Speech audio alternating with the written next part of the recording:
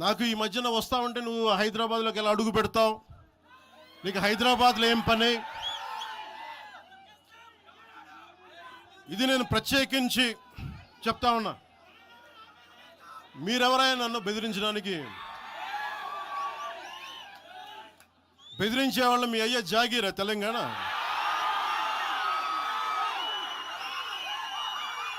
నా మీద దాడులు చేస్తా ఉన్నారు కదా. నాకు తెలంగాణలో బెదిరింపుల కంటే కూడా ఆంధ్రాలో బెదిరింపులు ఎక్కువ. నాకు తెలంగాణలో ఇంకా రానివ్వమంటారు నన్ను, ఆంధ్రాలో అయితే తల తీసేయనంటారు కోనసీమలో కొంతమంది. నేను ఓడిపోయినప్పుడు 2019లో ఓడిపోయినప్పుడు మన తెలంగాణ నాయకులు ఒకరే చెప్పారు, అన్నా మా తెలంగాణలో ఉంటే నీకు పరిస్థితి రానిచ్చేవాళ్ళం కాదని చెప్పి.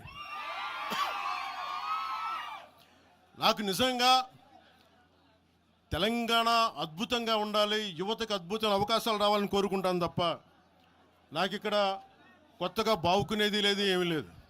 కొత్తగా పోటీ చేసేది ఏముందండి? జనసేన 2023లో పోటీ చేయలేదా? మీరు చేశారు కదా అసెంబ్లీ ఎన్నికల్లో, మొన్న మున్సిపల్ ఎన్నికల్లో కూడా పోటీ చేశారు కదా 350 వార్డులో. కొత్తగా చేసేది ఏముంది? అండ్ ఇంకోటి, మిమ్మల్ని ఎవరు ఆపుతున్నారు? 2018లో చంద్రబాబు నాయుడు గారు వచ్చారు, పోటీ చేశారు. 23లో మీరు పోటీ చేశారు. పోటీ చేయండి, ఎవరు వద్దంటున్నారు. కానీ మీరు ఇక్కడికి వచ్చి మాట్లాడేటప్పుడు ఇదేదో ఆషామాషిగా ఏర్పడ్డ రాష్ట్రం కాదు, ఇదేదో అనాయాసంగా వచ్చిన రాష్ట్రం కాదు.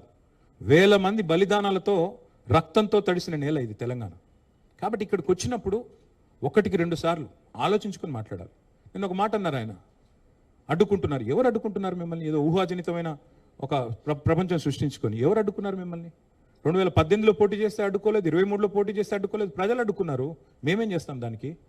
ఒకటి మాత్రం పక్కా, పవన్ కళ్యాణ్ గారైనా ఎవరైనా సరే తెలంగాణ ఆవిర్భావ దినోత్సవం రోజు వచ్చి ఇక్కడ మేము సభ పెడతాం. అది కూడా గతంలో నేను తెలంగాణ ఏర్పడ్డప్పుడు నాకు ఆ విభజించిన పద్ధతి నచ్చలేదు. ఒక ఆయన అంటాడు తల్లిని చంపి బిడ్డను బతికించారంటాడు, ఇంకొక ఆయన విభజించిన పద్ధతి నచ్చలేదు అంటాడు. ఇవన్నీ ఏంటంటే తెలుగు హైదరాబాదీ అల్ఫాజ్ మే బోల్నా తో గుమా ఫిరాకి బోల్నా బోల్తే ఇసుకో. నాకు ఇష్టం లేదు తెలంగాణ ఏర్పడని సీదా చెప్పక ఉల్టా పుల్టా మాటలు ఎందుకు? ఇది బాగలేదు, అది బాగలేదు.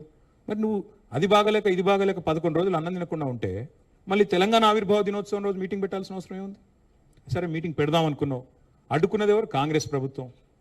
ఏమైనా అనాలనుకుంటే వాళ్ళని అనాలా? కాబట్టి పవన్ కళ్యాణ్ గారైనా ఎవరైనా ఈ దేశంలో ఎక్కడైనా పోటీ చేయొచ్చు, మాకు అభ్యంతరం లేదు. పోటీ చేశారు కూడా కదా మీరు 2023 మేబీ ఆ బోత్ కరే. మీ అయ్యే జాగీరా. నేను ఒకటి మాత్రం పవన్ కళ్యాణ్ గారు గుర్తుపెట్టుకోవాలి, తెలంగాణ ఖచ్చితంగా తెలంగాణ భూమిపుత్రుల జాగీరు. తెలంగాణ భూమిపుత్రుల జాగీరే తెలంగాణ. ఇందులో ఎవరికి అనుమానం కూడా అక్కర్లేదు. 100% ఈ నేల కోసం కష్టపడ్డ వాళ్ళు, ఈ నేల కోసం పోరాటాలు చేసిన వాళ్ళు, ఈ నేల కోసం త్యాగాలు చేసిన వాళ్ళు, నెత్తురుతో తడిచిన నేల ఇది. ముమ్మాటికి తెలంగాణ ఈ భూమిపుత్రులు ఇక్కడున్న 4 కోట్ల మంది జాగీర్ ఇది. కానీ మీరు రండి, ఇక్కడే ఉండండి, మీ కుటుంబాలు ఇక్కడే ఉన్నాయి, మీ వ్యాపారాలు ఇక్కడ ఉండండి, ఎవరొద్దన్నారు? 10-12 ఏళ్లలో ఎక్కడన్నా చిన్న సమస్య వచ్చిందండి? నేను అడుగుతా ఉన్నా, మా దృక్పథం ఎట్లాంటిది అంటే, వైజాగ్ స్టీల్ ప్లాంట్ను ప్రైవేటీకరిస్తున్నారు మోడీ ప్రభుత్వం అంటే మేము మద్దతు పలికాం. తప్పు ఇది మీరు చేస్తుంది, పబ్లిక్ సెక్టర్ అండర్టేకింగ్స్ని కాపాడాలని రిక్వెస్ట్ చేశాం. That is our philosophy. ప్రాంతాలుగా విడిపోయినా ప్రజలుగా కలిసి ఉండాలని కోరుకున్నాం. కానీ నిన్న పవన్ కళ్యాణ్ గారు ఇంకొక 2 మాటలు మాట్లాడారు. ప్రాంతీయవాదం అన్నారు. ప్రాంతీయవాదం ఉగ్రవాదం కంటే ప్రమాదం ఏదో అన్నాడు ఆయన. నేను వారికి గుర్తు చేస్తా ఉన్నా, ప్రాంతీయవాదం అంటే మరి పొట్టి శ్రీరాములు గారు 58 రోజుల పాటు ఆత్మ బలిదానం చేసుకున్నారే, పోరాటం చేసి మద్రాస్ ప్రెసిడెన్సీ నుంచి వేర్పడి తెలుగు రాష్ట్రం కావాలి, లింగ్విస్టిక్ బేసిస్గా రాష్ట్రాలు ఏర్పడాలి అనే ఒక ఆకాంక్షతో వారు ఏదైతే పోరాటం చేశారో, లింగ్విస్టిక్ బేసిస్కి వారికి సంబంధం లేదు, మద్రాస్ నుంచి ఆంధ్ర రాష్ట్రం వేరుపడాలని పొట్టి శ్రీరాములు గారు 58 రోజులు నిరాహార దీక్ష చేశారు. అది కూడా ప్రాంతీయవాదం అంటారా? ప్రాంతీయవాదం అంటే నేను ఇంకో ప్రశ్న అడుగుతా ఉన్నా పవన్ కళ్యాణ్ గారిని. మోడీ గారు ఇవాళ ఆయన ప్రాంతం మీద అభిమానంతో, ప్రాంతీయవాదంతో తెలంగాణకు వచ్చిన ఇండస్ట్రీలను కొట్టుకొని పోతా ఉన్నాడు. కేన్స్ అనే పరిశ్రమ ఇక్కడ పెట్టాల్సి ఉంటే, ఇక్కడ ఒప్పందం కుదుర్చుకుంటే మా హయాంలో, మా గవర్నమెంట్లో దాన్ని తీసుకుపోయి గుజరాత్లో పెట్టించారు. మైక్రాన్ అనే సంస్థ ఇక్కడ పెట్టాల్సి ఉంటే, పెట్టుబడి పెట్టేది ఉంటే దాన్ని తీసుకుపోయి గుజరాత్లో పెట్టుకున్నారు.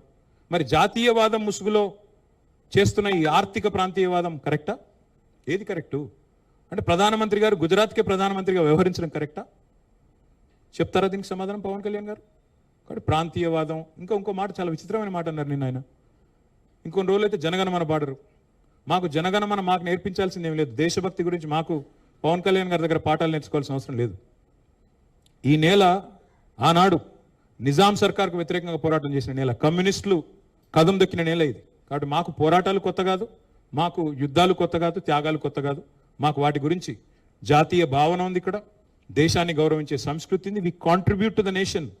We are less than 3% of India, but we contribute to 5% of India's GDP. So we don't need any kind of moral lectures or moral policing from వారు. ఆంధ్రప్రదేశ్ ఉప ముఖ్యమంత్రిగా వారిని గౌరవిస్తాం. వారిని ఆంధ్రప్రదేశ్ ఉప ముఖ్యమంత్రిగా డెఫినెట్గా గౌరవిస్తాం. ఒక కళాకారుడిగా, ఒక నటుడిగా అభిమానిస్తాం. ఒక సోదరుడిగా ఇంటికి వస్తే బిర్యానీ పెడతా, హైదరాబాదీ బిర్యానీ పెడతా. కానీ వచ్చి మా సెక్రటేరియట్లో కూర్చొని పెత్తనం చేస్తాము మా రాజకీయాల్లో. మరి ఇంకా మొన్ననే కదా వేరుపడ్డది, ఇంత కష్టపడి 60 ఏళ్ళు పోరాటం చేసి మొన్న వేరుపడ్డాం 2014లో.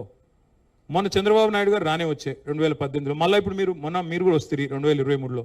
That's all I'm saying. And last word I would like to say on this. Pawan Kalyan గారిది ఈ మధ్యన ఓజీ అని సినిమా వచ్చింది. I would like to remind my brother Pawan Kalyan, we have a Telangana OG KCR. ఇక్కడ మా కేసీఆర్ గారు ఉన్నారు, ఆయన చాలు మాకు. He will take care of us, he will take care of the state and our issues.